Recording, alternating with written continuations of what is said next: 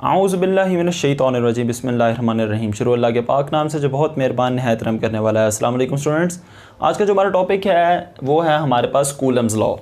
तो Coulomb's law हमारे पास क्या होता है, ये आपके फ़िज़िक्स का पहला टॉपिक भी है जो बुक के अंदर सेकंड ईयर के अंदर गिवन है। तो इसके कूलम्स लॉ को बताने से पहले मैं आपको थोड़ी सी हिस्ट्री बता देना चाहता हूँ जो कि हमारी बुक में गिवन है।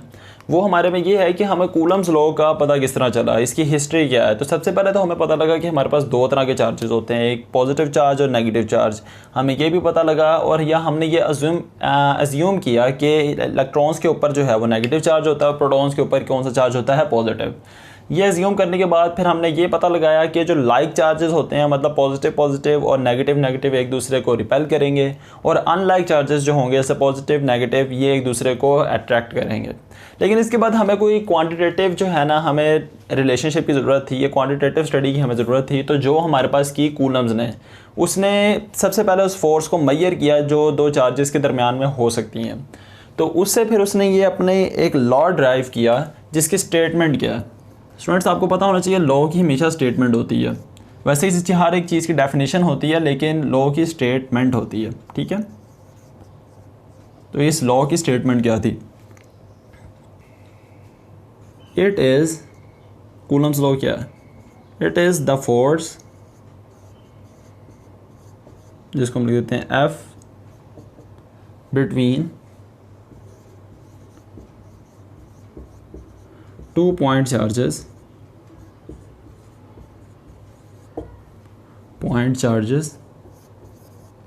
ये फोर्स है दो पॉइंट चार्जेस के दरमियान, जिसको हम नाम देते हैं Q1 एंड Q2,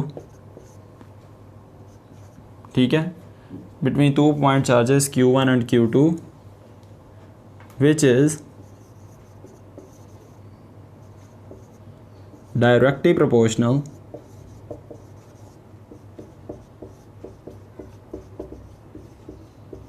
जो कि डायरेक्टली प्रोपोर्शनल है to the product of magnitude of charges, जो कि चार्जेस के मैग्नीट्यूड के प्रोडक्ट मतलब मल्टीप्लिकेशन के बराबर है, and inversely proportional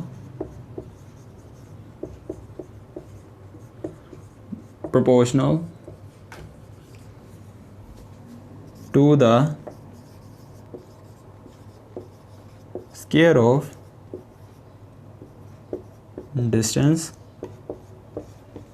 between them। Okay, distance क्या है हमारे पास r। तो ये हमारे पास होगी डेफिनेशन। तो इस डेफिनेशन से हम एक एक्सप्रेशन जो है वो डिराइव करते हैं। तो एक्सप्रेशन हमें क्या डिराइव करेंगे मैथमेटिकली,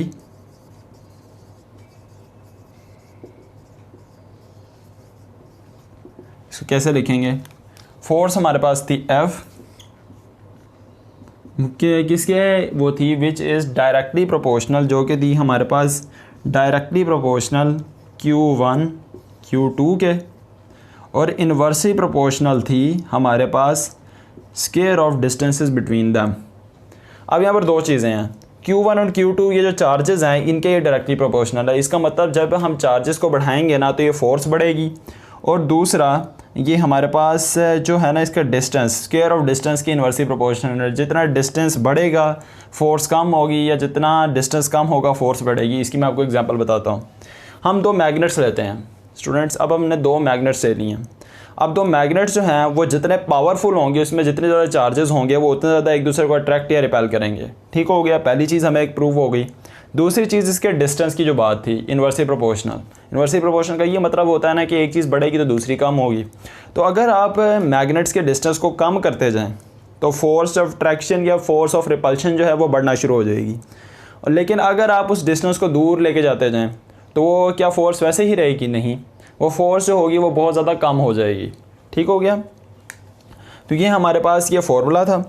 अब इस फार्मूले को आगे हमने करना है थोड़ा सा इलेबोरेट, कैसे कि हमने प्रोपोर्शनैलिटी का साइन जो है ना वो ख़त्म करना है ताकि हम इसको मैथमेटिकली लिख सकें। तो आपको पता है जब प्रोपोर्शनैलिटी को ख़त्म करते हैं तो प्रोपोर्शनैलिटी कांस्टेंट आता है और बाकी सारी चीज़ें वैसे के वैसे ही आ जाती हैं। अब प्रोपोर्शनैलिटी कांस्टेंट आ गया, यहाँ पर के आ गया, के है प्रोपोर्शनैलिटी कांस्टेंट। स्टूडेंट्स मैं आपको बताता चलूँ कि कांस्टेंट बेसिकली होता क्या है। कांस्टेंट हर एक चीज़ की एक अपनी एबिलिटी होती है जो हर एक चीज़ में थोड़ा बहुत चेंज लाती है।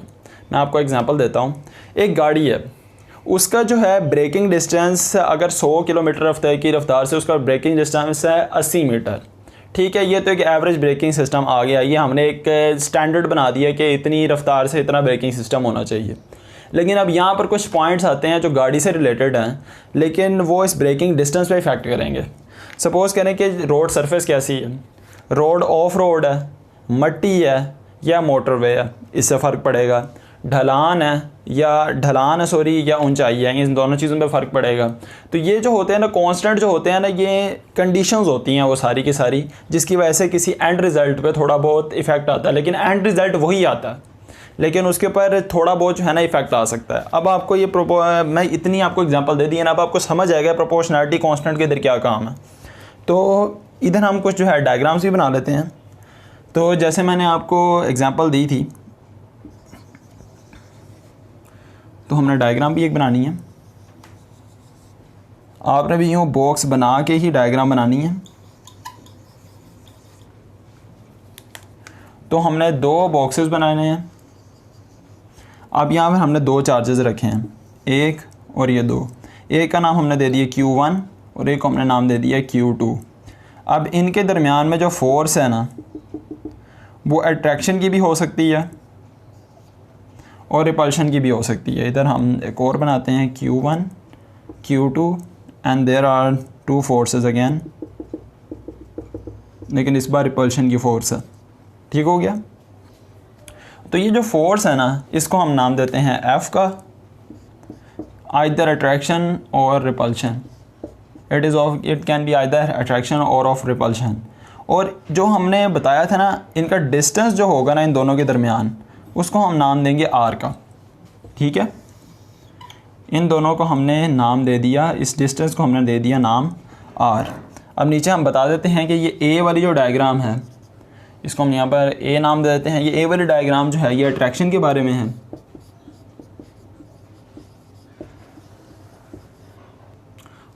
और B वाली डायग्राम है हमारे पास रिपल्शन के बारे में, मतलब ये रिपल्शन को शो कर रही है। ठीक हो गया, रिपल्शन के फॉर्मूले को। ये हमारे पास 2 चार्जेस आ गए। ठीक हो गया। अगर वो चार्जेस लाइक होंगे तो वो रिपल्शन शो करेंगे, अगर अनलाइक होंगे तो वो अट्रैक्शन शो करेंगे। ये आपने 2 डायग्राम्स जो हैं ये आपने बनानी है बुक पे। अब हम एक्सप्लेन करते हैं प्रोपोर्शनैलिटी कांस्टेंट को। तो अब यहाँ पर हम एक्सप्लेन करेंगे के इज़ द प्रोपोर्शनैलिटी कांस्टेंट।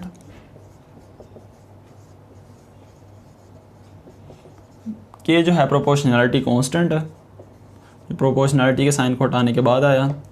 दूसरी इसकी जो बात है वो है डिपेंड्स अपॉन, इसकी वैल्यू डिपेंड करती है किस पे, the nature of the medium, medium की फितरत पे।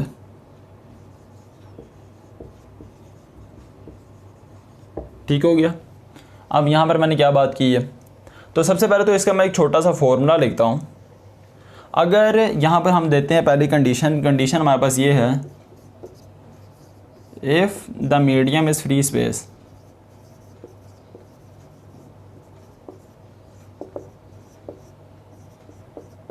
अगर मीडियम जो है वो फ्री स्पेस हो, मतलब 2 चार्जेस के दरमियान में जो मीडियम है ना, अगर वो फ्री स्पेस है, तो तब हमारे पास के की वैल्यू क्या आएगी। अब सबसे पहले हमें फ्री स्पेस लेने का क्या मकसद था। फ्री स्पेस लेने का मकसद ये है कि आपके पास एक यूनिट वैल्यू आ जाए, जब कुछ नहीं कि आपको सबसे लोएस्ट जो है वो लेवल की वैल्यू आपके पास आ जाए, तो उसको आप रेफरेंस बना के बड़े लेवल की वैल्यूज़ भी कर सकते हैं कि जो फ्री स्पेस है ना उसकी डेंसिटी जो है वो 0 होती है। ठीक हो गया। तो इस वजह से इसकी जो वैल्यू है वो हमारे पास यूनिट वैल्यू आएगी। तो फ्री स्पेस में हमारे पास के का क्या फॉर्मूला होगा, ये क्या वैल्यू आएगी, तो फ्री स्पेस में हमारे पास के की वैल्यू आएगी कुछ इस फॉर्मूले से, 4 पाई इंटू एप्सिलॉन नॉट। अब यहाँ पर 4 और पाई का तो आपको पता है, 1 भी कांस्टेंट 4 भी कांस्टेंट, पाई जो है वो 3.14 होता है। एप्सिलॉन नॉट यहाँ पर क्या चीज़ है। अब एप्सिलॉन नॉट को हम यहाँ पर थोड़ा सा डिस्कस करेंगे। Epsilon not is the permittivity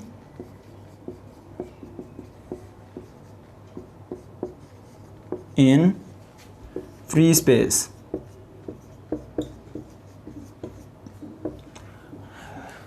absolute not जो है वो फ्री स्पेस में परमिटिविटी है। तो सबसे पहले अब यहाँ पर हमने एक लफ्ज़ आ गया परमिटिविटी, इसका क्या हमारे पास मतलब होता है स्टूडेंट्स? तो परमिटिविटी का मतलब होता है हमारे पास the ability to store charges, the ability of an object to store charges या the basic ability to store charge. तो फ्री स्पेस में चार्ज स्टोर करने की एबिलिटी क्या होती है और इसकी वैल्यू हमारे पास क्या होती है students? It's value is 8.85 into 10⁻⁻12 और -12 कूलम स्क्वायर पर न्यूटन स्क्वायर पर मीटर स्क्वायर। ठीक हो गया? तो ये इसकी वैल्यू होती है। ये वैल्यू जो है ये आपने याद रखनी है, ये MCQs के लिए इंपॉर्टेंट है। ठीक हो गया? तो ये वैल्यू आपने भूलनी नहीं है। तो अगर हम इस वैल्यू को इस k की वैल्यू में, ये सारी की सारी k की वैल्यू में सब्सटीट्यूट कर दे तो हमारे पास k की क्या वैल्यू आती है फ्री स्पेस में? तो हमारे पास फ्री स्पेस में जो k की वैल्यू आती है वो हमारे पास आती है बाय सब्सटीट्यूटिंग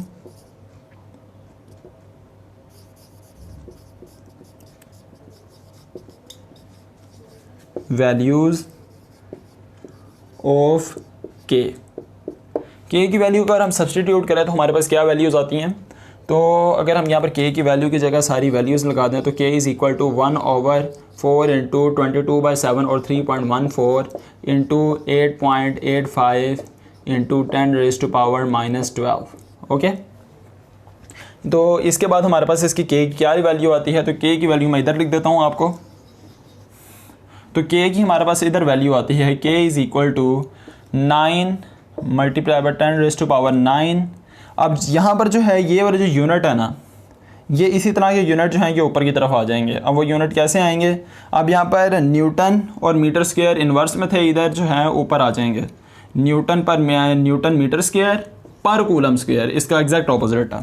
ठीक है, तो ये हमारे पास k की वैल्यू है इन फ्री स्पेस, तो ये भी आपने याद रखनी है। ठीक है स्टूडेंट्स? तो अब हमने आगे जाके डिस्कस करना है कि जो कूलम जो फोर्स है वो हमारे पास एक म्यूचुअल फोर्स कैसे है। तो आइए स्टूडेंट्स हम उसको देखेंगे अब।